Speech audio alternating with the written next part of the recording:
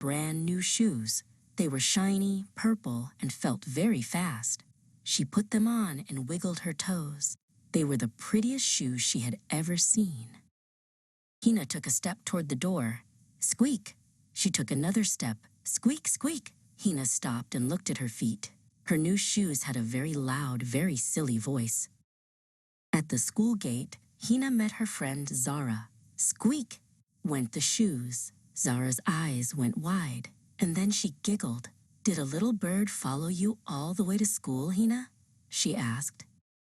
In the hallway, Sammy looked under the wooden benches. I think I hear a tiny mouse, he said with a big smile. Hina laughed and did a little dance.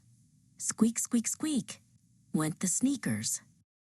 During story time, Hina tried to be as still as a statue. But when she shifted her weight to get comfortable, squeak, Zara leaned over and whispered, I think the mouse wants to hear the story too. At recess, Sammy and Hina played a game of tag. Sammy didn't even have to watch where Hina was running.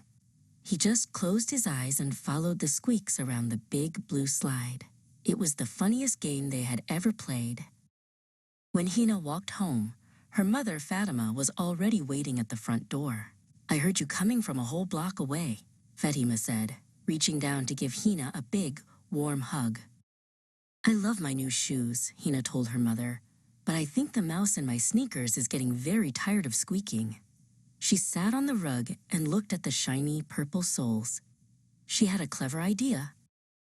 Hina and Fatima sat together on the floor with a big roll of silver tape. They carefully cut 2 small strips. Hina pressed them firmly onto the bottom of each heel.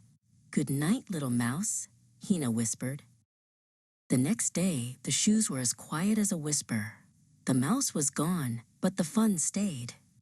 Hina learned that even a little squeak could turn a normal day into a giant, giggling adventure.